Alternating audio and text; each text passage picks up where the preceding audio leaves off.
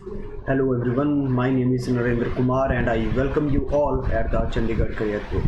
So guys, आज जो है हम 27 अप्रैल के करंट अफेयर को देखने की कोशिश करेंगे और जो भी हमारा पिछला होगा पहले हम उसको रिवाइज करने की कोशिश करेंगे। आफ्टर दैट जो भी हमारे इंपॉर्टेंट 27 अप्रैल के करंट अफेयर होंगे वो हम जो है कोशिश करेंगे उसको देखने की। अब ये जो करंट अफेयर है किस किस के लिए वैलिड है, यदि आप CDS के लिए प्रिपेयर कर रहे हो तब मोस्ट ऑफ द क्वेश्चन आपको इन्हीं करंट अफेयर में से देखने को मिलेंगे। यदि आप CAPF के लिए जो है प्रिपेयर कर रहे हो तब भी कहीं ना कहीं ये करंट अफेयर जो है आपके लिए हेल्पफुल होंगे। और यदि हम बात करते हैं नेशनल डिफेंस अकेडमी एग्जाम की, NDA की, उसमें भी आपके लिए हेल्पफुल होंगे और SSC और जो state public service commission exam होते हैं उनके लिए भी कहीं ना कहीं इंपॉर्टेंट होंगे। सो गाइस, ये जो लेक्चर है आप लाइव देख रहे हैं और अभी जो है टाइम हो रहा है 12 बजे, ठीक है। और कहीं ना कहीं ये जो वीडियो होगी डेली आपको 12 बजे देखने को मिलेगी, तो आप जो है ये टाइम को इजीली नोट डाउन कर सकते हो और जो है क्या कर सकते हो, जो आपका शेड्यूल है उसमें जो है 12 से 12:30 का जो स्लॉट होगा वो क्या कर सकते हो, आप जो है एलोकेट कर सकते हो और सिर्फ करंट अफेयर के लिए, राइट। अब इसमें एडवांटेज आपको क्या होगा, एडवांटेज सबसे ज़्यादा आपको यही मिलने वाला है कि ये जो आधे घंटा यदि आपने दिया है तो आपको सारे के सारे उस दिन के करंट अफेयर जरूर याद हो जाएंगे। यहाँ पे चीज़ें समझना इंपॉर्टेंट नहीं है, चीज़ों को याद करना इंपॉर्टेंट है, राइट। यहाँ पे समझने वाला कुछ है ही नहीं, ओके। इसी के साथ जो है हम स्टार्ट करते हैं 27 अप्रैल के करंट अफेयर। और जो है आपको ये स्लोगन जो है हमेशा याद रखना है, more you participate more you will learn. जितना आप ज़्यादा पार्टिसिपेट करोगे कहीं ना कहीं उतना ही आपको क्या करेगा, सीखने का मौका मिलेगा। कल जो है कल की वीडियो में कहीं ना कहीं जो अभिनव परमार जो लड़का था उसने बहुत अच्छा पार्टिसिपेशन किया था एंड आई होप सो कि कहीं ना कहीं उसको सारी चीज़ें जो हैं पता चल ही गई होगी। ऐसे ही आपको क्या करना है, सबको जो है पार्टिसिपेट करना है जितना ज़्यादा आप कर सकते हो ताकि जो है चीजें आपको याद हो जाए, राइट। ओके, तो हम स्टार्ट करते हैं 27 अप्रैल के जो हमारे करंट अफेयर हैं। इससे पहले मैं आपको कुछ ये बताना चाहता हूं कि अब जो है फॉर एन एग्जांपल आपको क्या करना है, एक तो खुद के नोट्स बनाने हैं और नोट्स के लिए मैंने आपको ऑलरेडी ये चीज बताई हुई है कि नोट्स आपको कभी भी साथ साथ में नहीं बनाने हैं। जैसे कि अभी क्या है 30 मिनट की वीडियो यदि चल रही है तो 30 मिनट में क्या होना चाहिए, आपके हाथ में पेपर और पेन बिल्कुल नहीं होना चाहिए, बिल्कुल आपको फोकस के साथ सुनना है और आपको क्या करना है, चीजें बोल बोल के याद करनी है, लिख लिख के याद करनी है। लिखनी कैसे है, आपको जो है अपने पेपर के ऊपर नहीं लिखना है, टाइप करना है। जितना ज़्यादा आप क्या कर सकते हो, टाइप कर सकते हो। उसके बाद जो है आपको क्या करना है, जो आपका पेज होगा, राइट, फॉर एन एग्जांपल ये A4 साइज शीट है तो आपको कोशिश करनी है आधे पेज के ऊपर एक दिन के जो करंट अफेयर हैं उसको समराइज करने की, ओके। अब जरूरी नहीं आपको सारी चीज़ें याद रहेंगी आफ्टर 30 मिनट्स, हो सकता है थोड़ी बहुत चीज़ें आपको भूल भी जाए। अब उस समय आपका ऐसा नहीं होगा कि आपको फिर से 30 मिनट अपनी ज़िंदगी के जो प्रीशियस 30 मिनट है ये फिर से वीडियो के ऊपर इन्वेस्ट करने हैं, नहीं। इसके लिए जो है इसका हमने सॉल्यूशन ऐसे निकाला है कि हो सकता है बच्चा आफ्टर 30 मिनट्स 2-4 चीजें भूल भी जाए, वी अंडरस्टैंड दैट। उसी के लिए हमने क्या किया है, ये जो हमारी PDF है, जो करंट अफेयर की PDF है उसको हमने बहुत ही क्या कर दिया है, कंसाइज कर दिया है। आपको जो करंट अफेयर होंगे ये 2 पेजेस के अंदर आपको देखने को मिल जाएंगे और कहीं ना कहीं जब आप चीजें नोट डाउन कर रहे होंगे तो क्या होगा, जहां पे आप जो पॉइंट भूले हो उसके लिए आप क्या कर सकते हो, ये जो PDF है इसको आप क्या कर सकते हो, रेफर कर सकते हो। अगला क्वेश्चन आपके माइंड में ये आना चाहिए कि सर ये जो हमें PDF है आखिरकार ये मिलेगी कहां पे, तो इसके लिए आपको विजिट करना पड़ेगा टेलीग्राम को। जो टेलीग्राम में चंडीगढ़ करियर ग्रुप का जो क्या है चैनल है, आपको वहां पे जाना है और वहां पे आपको क्या हो जाएगा, डेली के डेली आपको जो भी करंट अफेयर होगा उसकी एक तरीके से कंसाइज PDF आपको मिल जाएगी। अब ये PDF मैक्सिमम आपको 2 पेज की देखने को मिलेगी, 2 से ऊपर नहीं होगी। तो आप क्या कर सकते हो, आप इसका प्रिंट आउट लेके खुद के पास भी रख सकते हो और यदि आप ये नहीं करना चाहते तो कहीं ना कहीं आप क्या कर सकते हो, इसको पढ़ के जो लग रहा है आपने गलत नोट डाउन किया है उसको भी आप करेक्ट कर सकते हो, राइट। अब इसको आपको पहुंचना कैसे है, इसके लिए आपको जो है लिखना है, ये टाइप करना है https, राइट, और उसके बाद t.me/चंडीगढ़ करियर ग्रुप। आप जब ये टाइप करोगे तो सीधा आप कहाँ पे पहुंच जाओगे, आप चंडीगढ़ करियर ग्रुप का जो टेलीग्राम चैनल है वहां पे पहुंच जाओगे और आपको यहाँ पे जो है वीडियो के लिंक भी आपको यहीं पे मिलेंगे। अलॉन्ग विद दैट आपको क्या देखने को मिलेगा, जो PDF इस तरीके से आपको देखने को मिल जाएगी, राइट। अब जो है हम करते हैं आज के करंट अफेयर को स्टार्ट। सबसे पहला जो हमारा सेगमेंट रहता है हमेशा की तरह, ये क्या रहेगा, रिवीजन का सेगमेंट रहेगा।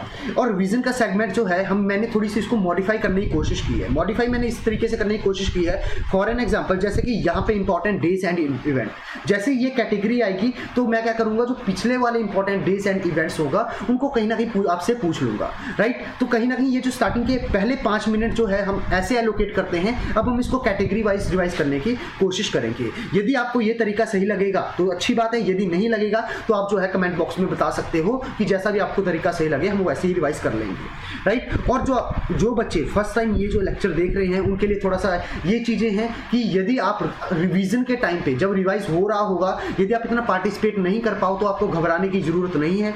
जब आप 2 या 3 बार क्या देखोगे, इस लेक्चर को देखोगे तो ऑटोमेटिकली आप भी उन बच्चों के साथ कहीं ना कहीं अपनी जो पेस होगी याद करने की चीज़ें वो मैच कर लोगे, इसका कुछ खास इशू है नहीं, राइट। अब बढ़ते हैं हम अपने जो है इंपॉर्टेंट डेज एंड इवेंट्स, जो कि हमारी क्या है इंपॉर्टेंट कैटेगरी है, इसमें हम याद करने की कोशिश करेंगे कि आज कौन से इंपॉर्टेंट डेज है। लेकिन उससे पहले मुझे आपको कुछ बातें बतानी पड़ेगी। आपको ये बताना है कि जो अप्रैल जो है 22 कौन सा डे ऑब्जर्व किया जाता है, अप्रैल 23 को कौन सा डे ऑब्जर्व किया जाता है, अप्रैल 24 को कौन सा डे ऑब्जर्व किया जाता है, अप्रैल 25 को कौन सा डे ऑब्जर्व किया जाता है, और जो है आपका अप्रैल 26 जो है ये कौन सा डे है, राइट। आपको अभी मैं फिर से बोल रहा हूं कि अप्रैल 23 आपको बताना है कि कौन सा डे है।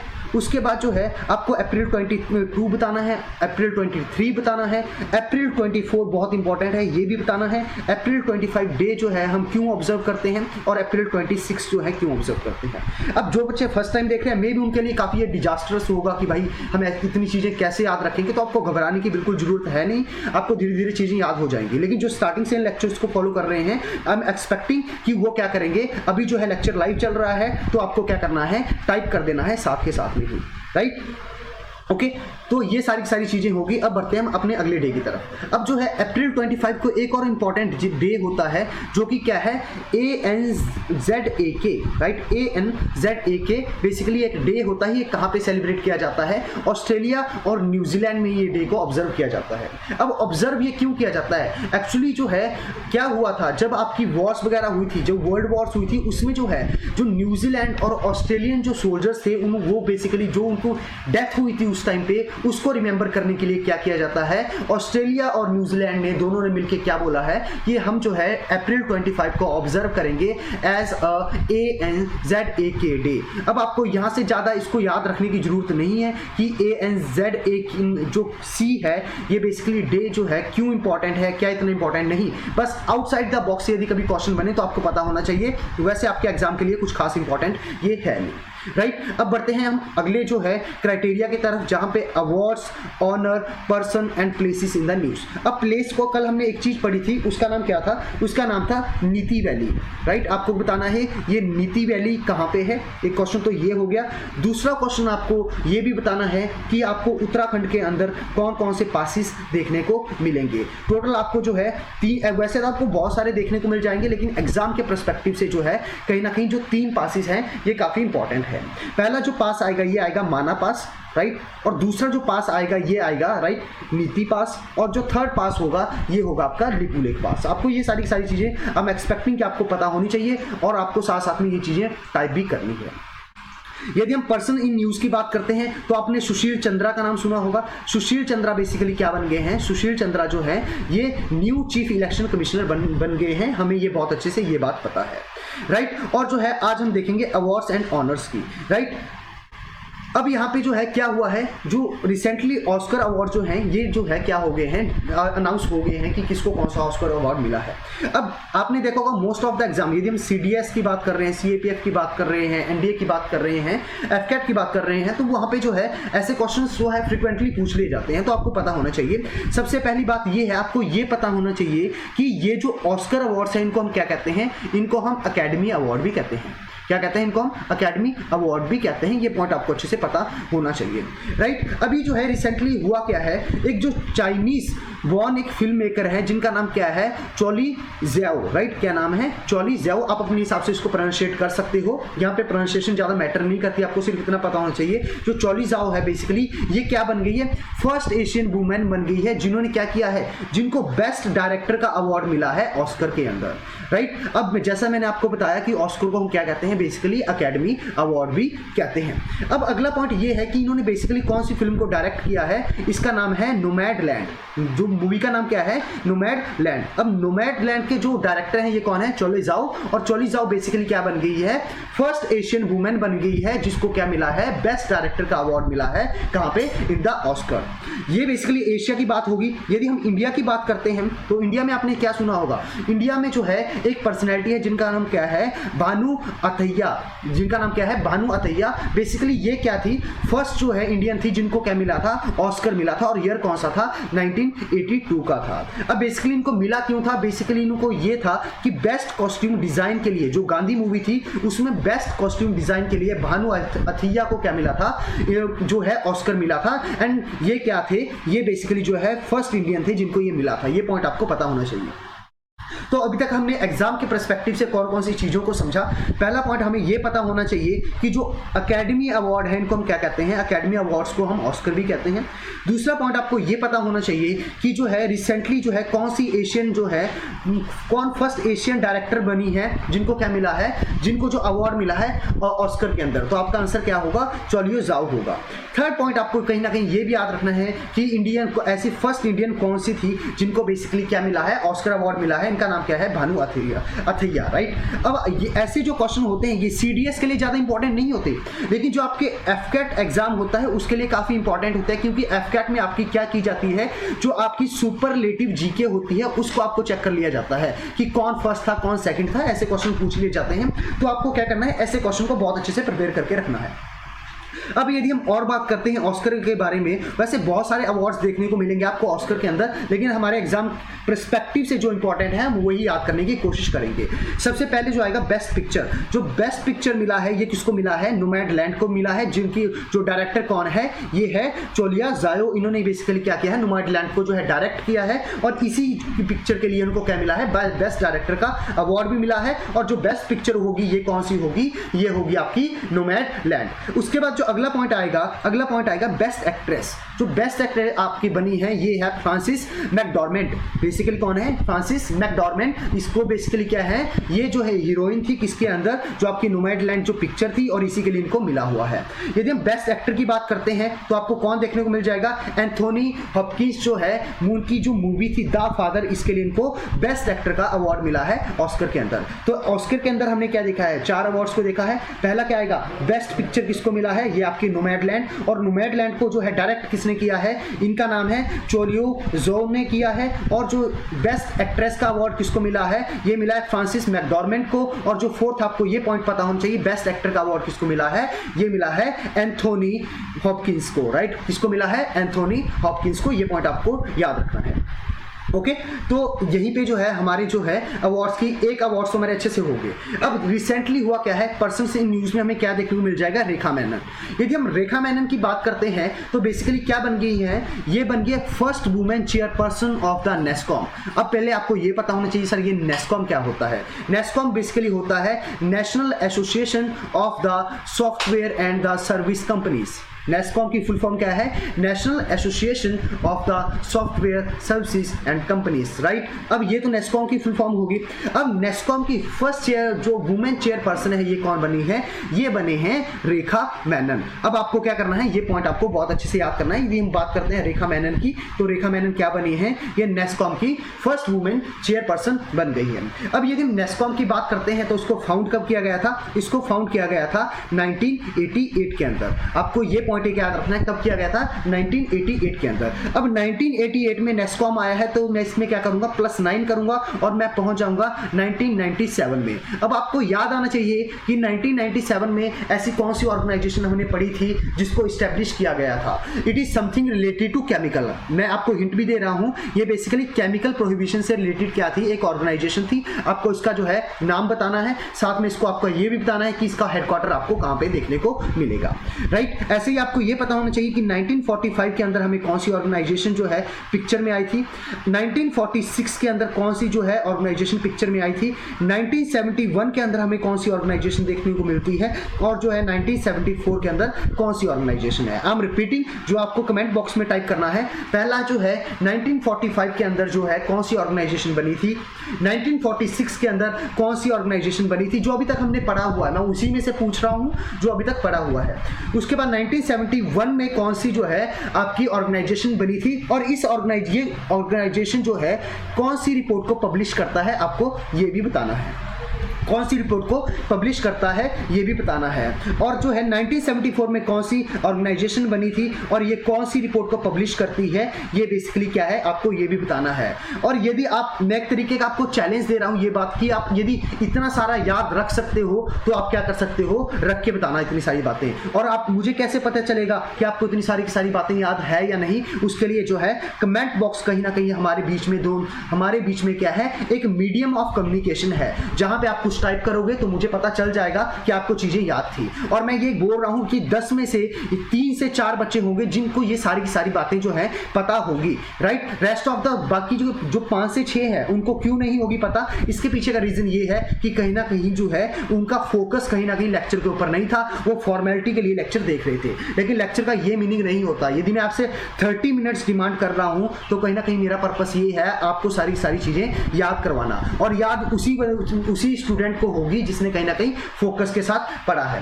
ओके, तो अभी तक हमें क्या पता चल चुका है, ऑस्कर के अवार्ड के बारे में पता चल चुका है। ऑस्कर अवार्ड को हम अकेडमी अवार्ड भी कहते हैं। और जो है जो बेस्ट जो पिक्चर थी ये बेसिकली कौन थी, ये थी नोमैडलैंड। और उसके बाद इसको डायरेक्ट किसने किया था, इसको चोंग जोवा ने बेसिकली क्या कर लिया था, इसको जो है डायरेक्ट किया था। और ये फर्स्ट क्या बन गई थी, फर्स्ट जो है आपकी एशियन वुमेन बन गई थी जिनको ऐसा कुछ अवार्ड मिला था। ये पॉइंट आपको बहुत अच्छे से क्या करने हैं, याद रखने हैं। अब आपको यहां से ये पॉइंट भी बताना है कि ऐसी कौन फर्स्ट इंडियन थी जिसको बेसिकली क्या मिला था, ऑस्कर मिला था। ये बेसिकली कौन थे, ये थे आपकी भानु आत्मिया। ये पॉइंट आपको क्या करना है, साथ में याद रखना है। और स्टूडेंट्स, यदि आप इतना सारा याद रख सकते हो तो कहीं ना कहीं जो है आप अपने कॉम्पिटिटर्स के ऊपर एक कहीं ना कहीं एज फैक्टर आपको हमेशा देखने को मिलेगा। आप कहीं ना कहीं एडवांटेज लेके जाओगे और कहीं ना कहीं यही चीजें आपका एग्जाम भी क्लियर करवा देंगी। ओके, अब बढ़ते हैं हम नेशनल इवेंट्स की तरफ। लेकिन नेशनल इवेंट्स में कल हमने क्या पढ़ा था, हमने ग्लेशियर बर्स्ट को पढ़ा था। तो आपको यह बताना है कि वो कहां पे हुआ है, कौन सी वैली में हुआ था, और वो वैली आपको कहां पे देखने को मिलेगी, राइट। आई होप सारी चीजें अभी रिकॉल हो रही होगी। यदि हम इंटरनेशनल इवेंट्स की बात करते हैं तो आपको यह बताना है जो आपका इकोसाइड बिल है ये कौन सी कंट्री लेके आई है, येलो वेस्ट मूवमेंट आपकी कौन सी कंट्री लेके आई है, ये भी आपको पता होना चाहिए। और आपको यह भी बताना है नो बैन एक्ट जो है ये कौन सी कंट्री ने लिया है। बेसिकली ये 3 पॉइंट आपको क्या करने हैं, कमेंट बॉक्स में बताना है। आई एम रिपीटिंग, मैं रिपीट कर रहा हूं कि जो है इकोसाइड बिल कौन सी कंट्री ने बेसिकली क्या किया था, कौन सी कंट्री में आया था। उसके बाद येलो वेस्ट मूवमेंट हमें कौन सी कंट्री में देखने को मिलती है। और जो अगला पॉइंट है नो बैन एक्ट जो है ये बेसिकली कौन सी कंट्री में जो है आपको देखने को मिलेगा। जो आपको 4th पॉइंट ये है कि रिसेंटली जो इंडियन गवर्नमेंट है उसने कौन सी कंट्री के साथ मेमोरेंडम ऑफ अंडरस्टैंडिंग को साइन किया है कि वो बेसिकली क्या करेंगे, वो जो है फूड पार्क्स को इंडिया के अंदर इस्टेब्लिश करेंगे, राइट। आई होप आपको ये सारे पॉइंट पता होंगे। अब यदि फूड पार्क्स की बात करते हैं तो ये रिसेंटली किया किसने है, ये इटली ने इंडिया के साथ ये मेमोरेंडम ऑफ अंडरस्टैंडिंग साइन किया है। अब जो है ये जो फूड पार्क्स को इस्टेब्लिश करने की जिम्मेदारी होती है ये किसकी होती है, ministry of the food processing की ये कहीं ना कहीं जिम्मेदारी होती है। तो आई होप ये सारे के सारे पॉइंट आपको पता होंगे। अब रिसेंटली अब क्या हो गया है, जो आपकी न्यूजीलैंड है ये फिर से न्यूज़ में आ गया है।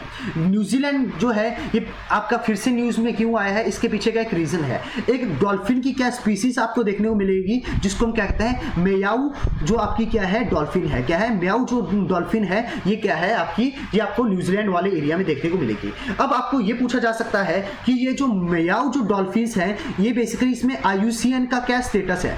अब IUCN के बारे में पहले आप थोड़ा बहुत समझ लो। IUCN को बेसिकली हम क्या बोलते हैं, IUCN को बोलते हैं हम the international union of the conservation of the nature.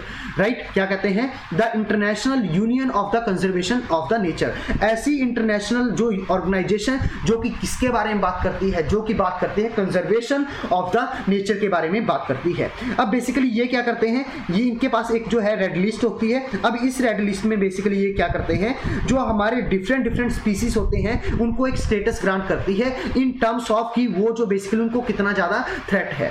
और जो है इसने क्या किया है, जो आपकी जो म्याऊ डॉल्फिन्स है इनको बेसिकली क्या कर दिया है, क्रिटिकल इंडेंजर्ड स्पीशीज बता दिया गया है। अब क्रिटिकल इंडेंजर्ड स्पीशीज कौन सी स्पीशीज होती है, जिनका जो नंबर है वो काफी कम बचा है और वो एक तरीके से जो है खत्म होने वाली है यदि उनके प्रोटेक्शन के लिए सुटेबल एक्शन नहीं लिए गए।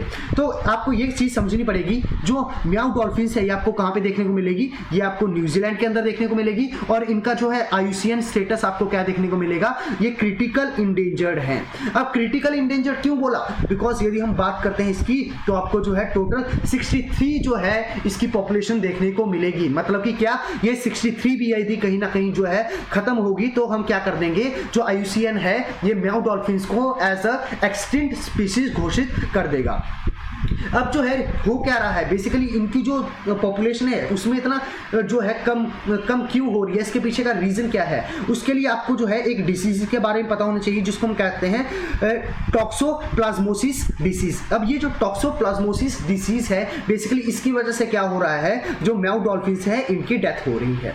तो अभी तक आपको क्या पता चला है, जो म्याऊ डॉल्फिन्स है ये आपको कहां पे देखने को मिलेगी, ये वेस्ट कोस्ट ऑफ न्यूजीलैंड में आपको देखने को मिलेगी। और कहीं ना कहीं क्या है, यदि हम IUCN की बात माने तो IUCN ने इसको क्या किया है, इसको जो है क्रिटिकल इंडेंजर्ड स्पीसीज का जो है स्टेटस दे दिया है। इसका मतलब क्या है कि न्यूजीलैंड को कहीं ना कहीं एक्शन लेना पड़ेगा to save the Maui dolphins. That's why जो आपकी क्या है, जो न्यूजीलैंड है उसने एक्शन भी लिया है। अब कौन सी डिसीजेस के कारण जो है इनकी डेथ हो रही है उसका आपको पता होना चाहिए, टॉक्सोप्लाज्मोसिस, राइट, कौन सी है, टॉक्सोप्लाज्मोसिस। ये बेसिकली एक तरीके से बहुत बड़ा आपके लिए थ्रेट बन चुका है, किसके लिए, म्याऊ डॉल्फिन्स के लिए। अब मैं बात करता हूं IUCN की फुल फॉर्म अभी तक आई होप आपको पता चल चुकी होगी, international union for the conservation of the nature, right. क्या फुल फॉर्म होगी, international union for the conservation of the nature जो है ये इसकी फुल फॉर्म है IUCN की। अब इसको इस्टेब्लिश कब किया गया, इसको इस्टेब्लिश किया गया, इसको फाउंड कब किया गया, इन द ईयर 1948। कब किया गया, इन द ईयर 1948। और इसका हेडक्वार्टर आपको कहां पे देखने को मिलेगा, हेडक्वार्टर जो है आपको जो है स्विट्जरलैंड के अंदर देखने को मिलेगा। ओके, ये पॉइंट आई होप आपको पता चल गया होगा, राइट।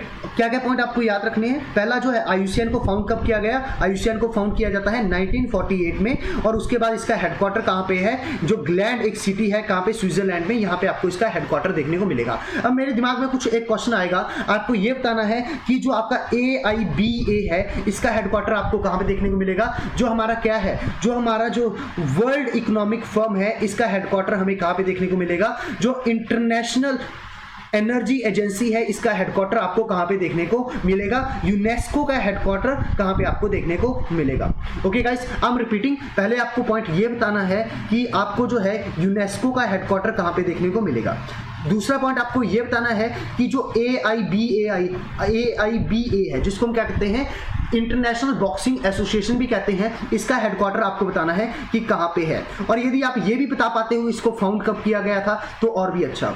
उसके बाद आपको ये बताना है कि जो आपका आपका क्या है, वर्ल्ड इकोनॉमिक फर्म है, वर्ल्ड इकोनॉमिक फर्म है, इसका बेसिकली आपको जो है हेडक्वार्टर कहां पे देखने को मिलेगा। और जो है फोर्थ पॉइंट आपको ये बताना है कि जो आपका इंटरनेशनल एनर्जी एजेंसी है इसका जो है आपको जो है हेडक्वार्टर कहां पे देखने को मिलेगा। यदि आप ये बता पा रहे हो तो कहीं ना कहीं कॉन्ग्रेचुलेशंस टू यू, आपको बहुत सारी बातें याद हैं और जो है आपने क्या किया है, कहीं ना कहीं करंट अफेयर को बहुत अच्छे से पढ़ा है, समझा है और याद किया है। अब हम बात करते हैं किसके बारे में, अब हम बात करते हैं world wild life fund. Basically हम किसके बारे में बात करने वाले हैं, वर्ल्ड वाइल्ड लाइफ फंड के बारे में बात करने वाले हैं, जिसको हम क्या कहते हैं, WWFP कहते हैं। यदि मैं वर्ल्ड वाइल्ड लाइफ फंड की बात करता हूं तो इसको जो है फाउंड कब किया गया है, इसको फाउंड किया जाता है जो है इन द ईयर 1961। इसको कब फाउंड किया जाता है, इन द ईयर 1961। और जो है इसका हेडक्वार्टर आपको कहां पे देखने को मिलेगा, इसका हेडक्वार्टर जो है आपको ग्लैंड स्विट्जरलैंड में ही देखने को मिलेगा।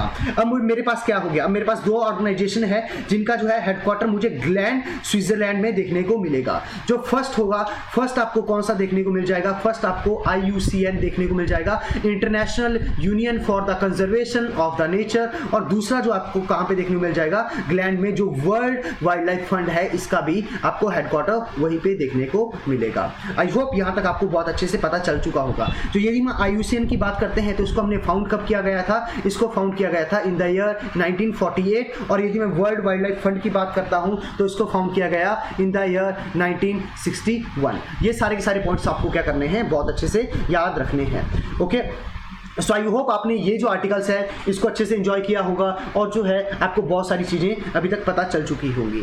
ओके, तो अब आपको ये पता होगा जो आपकी क्या है, जो म्याऊ जो आपकी क्या है डॉल्फिन है, ये आपको कहाँ पे देखने को मिलेगी, कौन सी कंट्री में देखने को मिलेगी। उसके बाद आपको ये भी पता चल चुका होगा कि जो है इसका IUCN स्टेटस क्या है। IUCN स्टेटस है क्रिटिकल इंडेंजर्ड, और IUCN के बारे में आपको पता है, वर्ल्ड वाइल्ड लाइफ फंड के बारे में आपको बहुत अच्छे से पता चल चुका है।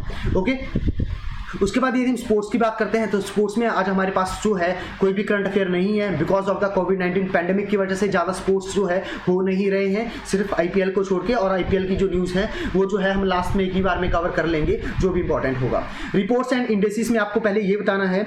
ओके, यहाँ पे अच्छा रिवीजन हमारे पास है।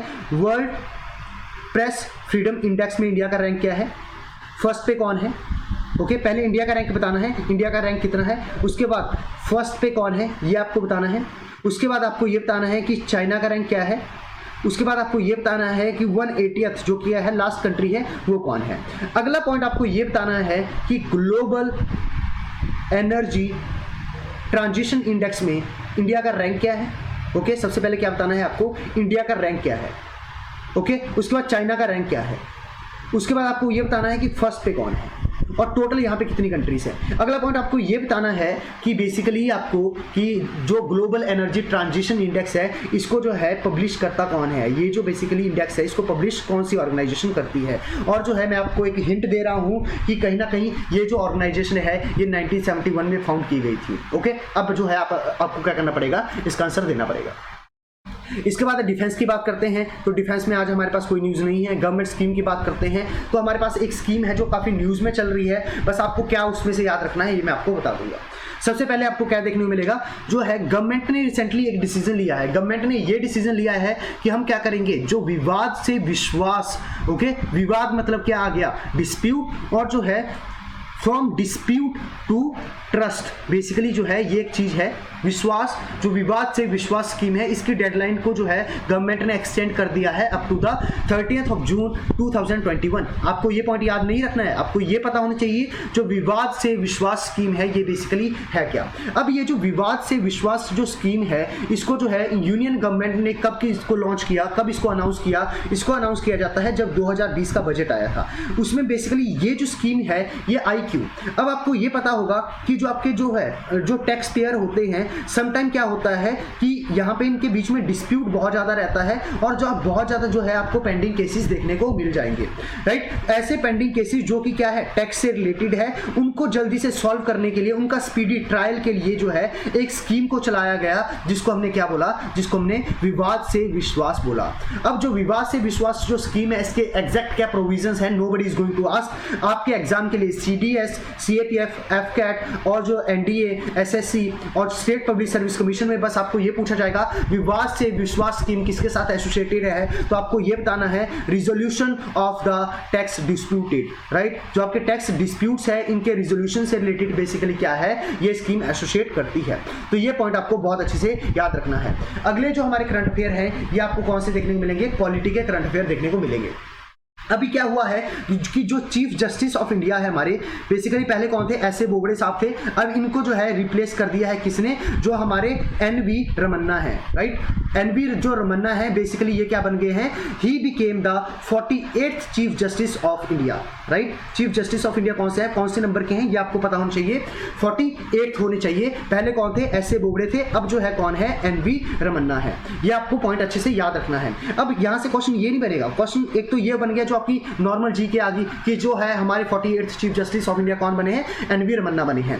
लेकिन आपको ये पता होना चाहिए कि जो हमारा जो चीफ जस्टिस होता है उसको अपॉइंट कौन करता है, उसको अपॉइंट किया जाता है प्रेसिडेंट के द्वारा। एक पॉइंट आपको क्या याद रखना है, इसको जो है प्रेसिडेंट अपॉइंट करते हैं और ओथ कौन दिलवाते हैं, ओथ भी प्रेसिडेंट ही दिलवाते हैं। अब आपको कहां पे चीफ जस्टिस ऑफ इंडिया के बारे में आपको कहां पे देखने को मिलेगा, आर्टिकल 124, आर्टिकल 124 सब क्लॉज 1 जो है ये इसके बारे में बात करता है, there shall be chief justice of India, right. यहां पे क्या होना चाहिए, चीफ जस्टिस ऑफ इंडिया होना चाहिए। तो अभी तक हमें क्या क्या पता चला है कि जो हमारे 48th चीफ जस्टिस कौन बने हैं, ये है एनवी रमन्ना। और जो है दूसरा पॉइंट आपको ये पता होना चाहिए कि जो आपके चीफ जस्टिस होते हैं इनको अपॉइंट कौन करते हैं, प्रेसिडेंट ऑफ इंडिया। इनको ओथ भी कौन दिलवाते हैं, प्रेसिडेंट ऑफ इंडिया ही दिलवाएंगे। और कौन सा आर्टिकल इनके बारे में बात करता है, आर्टिकल 124 सब क्लॉज 1 इसके बारे में बात करता है, that there shall be chief justice of India, right. तो ये पॉइंट आपको कहीं ना कहीं पता होने चाहिए। अब इसके बाद जो है यहीं पे हम जो है हमारे करंट अफेयर यहीं पे आज के खत्म होते हैं। अब हम एक क्विक रिवीजन फिर से करेंगे ताकि जो है आपको जो जो चीजें आज हमने याद करने की कोशिश की है वो फिर से याद हो जाए। और इसके बाद आपको क्या करना है, आपको अपना पेपर और पेन उठाना है और उसके बाद अपने नोट्स को प्रिपेयर कर लेना है। आपको 1 या 2 घंटे के बाद आपको जो है विजिट करना है टेलीग्राम चैनल को, जहां पे आपको क्या देखने को मिलेगा, आपको पीडीएफ देखने को मिलेगी। आप उस पीडीएफ का रेफरेंस लेके जो है जो आपने खुद के नोट्स बनाए हैं उसको आप चेक कर सकते हो कि कितने सही नोट्स बनाए हैं और कितने गलत नोट्स बनाए हैं। कभी भी आपको नोट्स जो होते हैं वो देख के नहीं बनाने हैं, हमेशा जो नोट्स हैं वो आपके जो है याद करके ही बनने चाहिए, क्योंकि असली नोट्स वही है, अदरवाइज जो है कॉपी पेस्ट वाला ही काम है, राइट।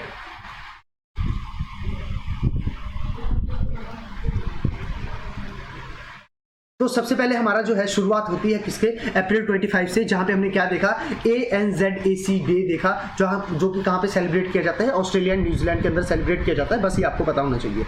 उसके बाद हमने क्या देखा, उसके बाद हमने देखा ऑस्कर अवार्ड्स को। ऑस्कर अवार्ड्स में हमने क्या क्या देखा कि बेस्ट पिक्चर किसको मिली है, नोमैडलैंड को मिली है। जो आपकी चोलो जाओ है ये इनको बेस्ट डायरेक्टर का अवार्ड मिला है, और बेस्ट डायरेक्टर ये फर्स्ट एशियन ऐसी डायरेक्टर है जिनको बेस्ट डायरेक्टर का अवार्ड मिला है, कहाँ पे, ऑस्कर के अंदर। अगला पॉइंट आपको ये भी पता होना चाहिए कि जो फ्रांसिस मैकडॉर्मेंड है इनको बेसिकली बेस्ट एक्ट्रेस का अवार्ड मिला है। और यदि हम बात करते हैं एंथोनी हॉपकिंस की, इनको क्या मिला है, इनको जो है बेस्ट एक्टर का अवार्ड मिला है। उसके बाद आपको ये पता होना चाहिए जो आपका कौन है, जो आपकी पर्सनैलिटी है, भानु अथैया, बेसिकली ये क्या है, ये फर्स्ट इंडियन थी जिनको ऑस्कर मिला था। इसके बाद आपको रेखा मेनन के बारे में पता होना चाहिए कि रेखा मेनन बेसिकली क्या बनी है, फर्स्ट वुमेन चेयरपर्सन बनी है नेस्कॉम की। और जो है नेस्कॉम का हेडक्वार्टर आपको दिल्ली में देखने को मिलेगा और इसको फाउंड किया गया था इन द ईयर 1988। उसके बाद हमने क्या देखा, न्यूजीलैंड के बारे में हमने जाना कि जो महू डॉल्फिन्स है इसका IUCN स्टेटस क्रिटिकल इंडेंजर्ड है।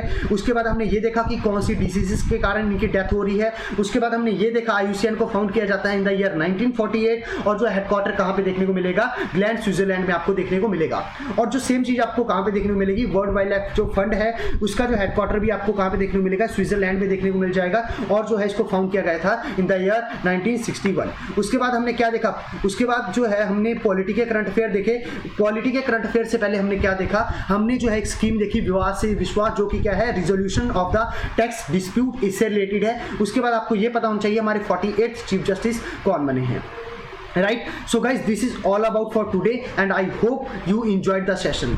यदि आपने इसको रियली में एंजॉय किया है तो आपको करना क्या है, सिंपल सी बात है, जो भी आपको लगता है कि जो मुझे इस वीडियो के अंदर इंप्रूव करना चाहिए, उसके लिए आप क्या कर सकते हो, अपने जो सजेशंस हैं ये कमेंट बॉक्स में डाल सकते हो। बिकॉज टुगेदर, ठीक है, वी टुगेदर हमें क्या करना है, ये जो लेक्चर है इसको और बेहतर बनाना है। And without the participation of yours, without your suggestions, कहीं ना कहीं जो है मुझे ये पता नहीं चल पाएगा कि where I have to improve. So your suggestions are quite precious to me. I will consider that and I will try to consider those things which will be suggested by you. And I appreciate that कि आप ये कहीं ना कहीं जो है यदि ये चीजें करते हो। यदि आपको ये सेशन सही लगा है तो आपको करना कुछ नहीं है, जो आप जो है लाइक जो बटन आपको यहाँ पे दिखा है, आप उसके ऊपर जो है कहीं ना कहीं थम्स अप दे सकते हो, जिससे मुझे ये पता चल जाएगा कि कहीं ना कहीं जो मेरे स्टूडेंट्स हैं जो मुझसे करंट अफेयर पढ़ते हैं, they are really enjoying the session. ये कहीं ना कहीं इस चीज को डिपिक्ट कर देगा। Because we don't have, basically हम ऑफलाइन में क्लास में नहीं पढ़ रहे हैं, we are learning the things